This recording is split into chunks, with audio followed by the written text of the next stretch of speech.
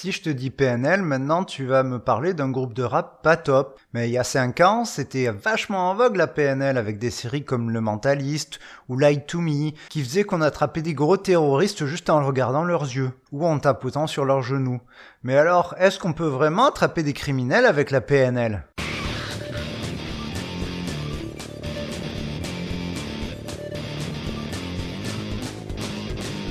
Bon, pour définir ce que c'est la PNL, ça va être chaud, parce que j'ai pas vraiment trouvé de définition claire. Donc je vais te prendre celle de 2 sites de PNL différents. Je pense qu'ils sont bien placés pour définir ce que c'est. Mieux que moi en tout cas. Donc la PNL, c'est la programmation neuro-linguistique. Programmation parce que ça dit qu'on met en place des automatismes dans notre quotidien qui sont codés dans nos circuits neuronaux et linguistiques car ils sont structurés avec notre langage verbal et non verbal. Et là on voit que la définition pose problème parce que c'est tellement bateau qu'on dirait qu'on nous dit que la Terre est plate. Par contre, ce que nous dit la PNL, c'est qu'elle va chercher à identifier du coup les programmes, les comprendre et essayer de trouver les plus efficaces afin que la personne puisse avoir le plus de possibilités dans sa petite vie magnifique. En gros, il part du principe que si on observe les gens les plus compétents dans leur domaine, on devrait pouvoir trouver les meilleurs programmes en fonction de la situation. C'est une intuition très louable et pétillante, mais est-ce qu'ils y arrivent à faire tout ça ? Et là, j'ai rencontré mon deuxième souci, quand j'ai essayé de faire cette vidéo, c'est qu'en fait, il n'y a pas grand-chose dessus dans les publications scientifiques sur la PNL. Par exemple, dans mon moteur de recherche scientifique préféré de ma vie de mon petit cœur, il y avait 129 articles sur la PNL. Alors ça peut paraître beaucoup, mais en comparaison, j'en avais 4000 à ma disposition pour la vidéo sur la mindfulness. Et pour les thérapies cognitives qui sont apparues à peu près en même temps que la PNL, il y a plus de 20 000 articles qu'on peut lire. Ce qui m'a fait du coup assez peu d'articles pour tenter de voir si les fondements de la PNL, ils sont bien confirmés. Ce qui est pas bon signe, mais pas rédhibitoire, parce que si ça se trouve, les mecs de la PNL, en fait, ils ont rien produit eux-mêmes scientifiquement, mais par contre, ils ont peut-être pris plein d'idées et qu'ils les ont intégrées de manière cohérente dans leur pratique. Donc, pour essayer de savoir si ce que racontait la PNL était bien fondé, je suis donc allé lire des magazines de PNL et j'ai pris 5 affirmations que j'ai trouvées assez souvent et qui m'avaient l'air assez importantes. Donc issu de la PNL, tu avais l'idée que le regard permet de détecter le mensonge. On avait aussi l'idée que la crise de boulimie, c'est un appel du soi à être nourri plus la culpabilité du moi à avoir cédé car il n'était pas sûr de mériter l'amour. J'ai lu aussi que contrôler le mouvement des yeux permettait d'accéder à son moi profond. Apparemment, j'ai aussi découvert qu'il y avait des niveaux de logique dans le cerveau et qu'il faudrait les suivre pour changer de vie. Et enfin, j'ai trouvé les fameuses 10 étapes du succès et du changement. Bon, on va les prendre un par un et là, je suis allé vérifier un par un pour savoir si c'était n'importe quoi ou pas. Donc pour le regard, il y a plein d'expériences qui ont montré que c'était pas du tout fondé et qu'en fait, la direction du regard d'une personne ne dit absolument pas si elle invente un mensonge ou pas. Donc pas de confirmation scientifique là-dessus. Et quand dans Lie to Me ils te disent « Oh, il a regardé là, donc ça veut dire là, et que donc ça veut dire qu'il ment », c'est des grosses conneries. D'ailleurs, si tu veux plus de détails sur ce sujet, t'as cette vidéo qui te l'explique un peu plus détaillé. Ensuite, pour la formation sur la boulimie. Bon, ce qui est évident dans les modèles scientifiques, c'est que la culpabilité joue pas mal dans la boulimie. Par contre, je comprends absolument pas cette histoire de soi qui veut bouffer et qui est pas sûr de mériter l'amour.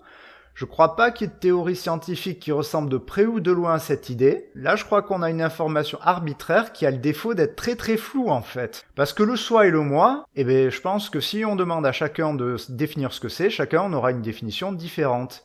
Du coup, quand on prend la phrase isolée, moi, j'y trouve un sens à cette phrase. Le problème, c'est que là, on a souvent ce qu'il y a dans des théories de merde, c'est-à-dire qu'on vous donne des termes flous pour que vous les remplissiez et que du coup, c'est du sens pour vous. On aurait pu remplacer soi et moi par d'autres termes flous, on aurait chacun trouvé notre vérité dedans. Donc quand il y a des termes mal définis, c'est plutôt mauvais signe sur la véracité d'une information. C'est à peu près la même chose pour l'idée du mouvement lent des yeux qui permet d'accéder au moi profond. Là on a encore un problème de définition. Et moi quand on me dit ça, je me retrouve et je me dis je comprends rien à ce que la personne elle me dit. Ce qui est pas très pédagogique. Alors en lisant les articles, j'ai compris d'où venait cette histoire de mouvement des yeux. C'est-à-dire que plein d'articles de PNL font référence à l'EMDR. L'EMDR, c'est une technique thérapeutique qui est conseillée par les autorités de santé en France pour le PTSD et qui a une validité scientifique. Et sous couvert de cette caution scientifique, J'ai vu passer plein d'articles de PNL, par exemple sur l'IMO, qui permettraient soi-disant un travail plus profond que le MDR. Déjà la phrase « travail plus profond » ne veut pas dire grand-chose, et en plus il n'y a aucune expérience qui vient confirmer cette affirmation. Là aussi on a une information arbitraire sans preuve, et le pire là c'est qu'on utilise une thérapie validée scientifiquement pour en justifier une non valide. Donc on a aussi l'histoire des niveaux de logique. Alors l'idée c'est que tu aurais un alignement de logique dans ton cerveau, et si tu souhaites régler un problème à un niveau, tu dois utiliser le niveau supérieur pour régler ton problème. Si par exemple tu as un problème de croyance, tu dois utiliser la logique de l'identité. Ce qui est un peu beaucoup contredit par un paquet de thérapies valides scientifiquement qui montrent que changer ton comportement peut être utile pour modifier tes croyances. Par exemple en se lançant dans la musique pour augmenter ton estime de toi. Ou que des fois changer l'environnement règle des problèmes de comportement.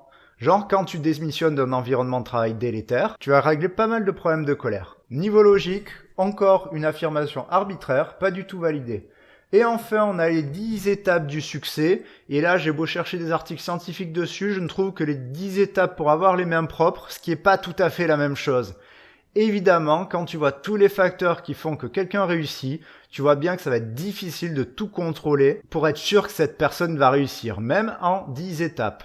Et cette affirmation, elle est bien trop belle pour être vraie. Et alors là, le problème que je vais avoir la PNL, c'est que je vérifie 5 informations, et j'ai 5 informations qui, soit ne sont basées sur rien, soit contredisent même ce que l'on sait. Donc quand ils me disent ensuite dans un autre article qu'il y a 6 niveaux des conflits et qu'il faut savoir gérer comme ça ces niveaux de conflits, eh ben je pense que je vais avoir beaucoup de mal à les croire, parce que je n'ai plus du tout confiance en le fait qu'ils puissent me dire des choses acceptables.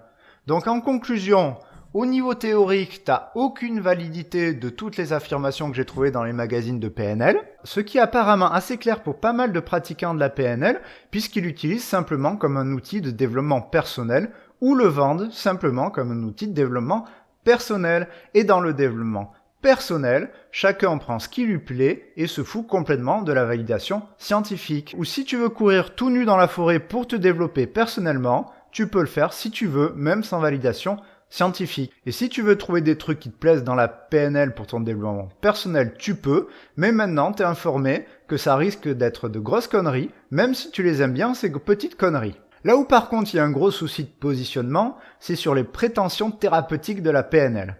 Quand tu cherches si la PNL a des apports thérapeutiques et peut soigner des maladies, tu tombes juste sur des expériences des années 80, mal foutues, qui disent que ça pourrait aider dans les phobies. Mais bon, comme c'est des expériences mal foutues et qu'on n'a pas trouvé grand chose, j'ai l'impression que les concepteurs ont assez vite abandonné les prétentions thérapeutiques de la PNL. Ce qui est pas mal, parce que si tu as une intuition, tu penses que ça peut guérir les gens, tu testes, tu vois que ça marche pas trop et tu abandonnes, c'est plutôt bien, c'est assez honnête intellectuellement. Le problème, ça vient d'un positionnement très flou de certains PNListes dont j'ai lu les articles. Par exemple, tu as l'article sur l'IMO, sur l'intégration des mouvements oculaires. La personne, elle te dit au début de l'article que c'est pas une thérapie, pour t'affirmer un paragraphe après que ça traite la boulimie, le traumatisme, les addictions. Donc c'est pas du soin, mais ça soigne quand même. Je vois pas la logique derrière. Je sais pas si c'est marketing, si c'est une protection juridique ou un jeu de mots. Mais le problème, c'est que j'ai retrouvé cette prétention thérapeutique dans un parquet d'articles sans aucune validation scientifique derrière. Ne connaissant pas le monde des PNListes, je ne connais pas la position de la plupart d'entre eux, je ne sais pas s'ils sont d'accord entre eux sur le problème, mais en tout cas, ce qu'ils proposent pour vous soigner n'est absolument pas valide et ne me permet absolument pas de vous y encourager à y aller. Deuxième conclusion de la vidéo finalement, c'est que la PNL, elle va te fournir des affirmations n'ayant aucune preuve et qu'en plus certains pratiquants vont te vendre des intérêts thérapeutiques tout à fait discutables. Donc, quant à Patrick Jane là, avec son air arrogant très énervant, qui te fait avouer quelqu'un qu'il est un meurtrier en le touchant à peine sur le genou, c'est de la connerie.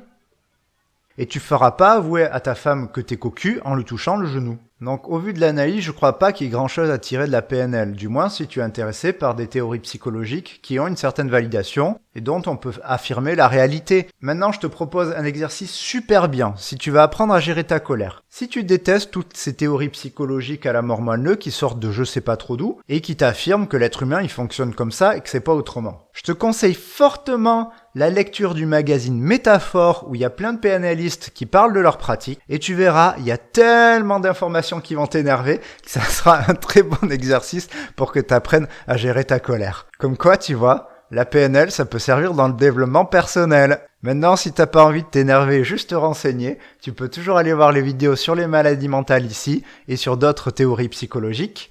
Et tu peux aussi t'abonner pour être au courant des prochaines vidéos.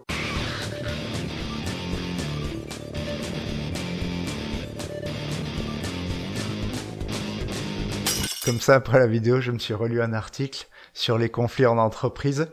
Je sais pas si je dois pleurer de rire ou pleurer de détresse.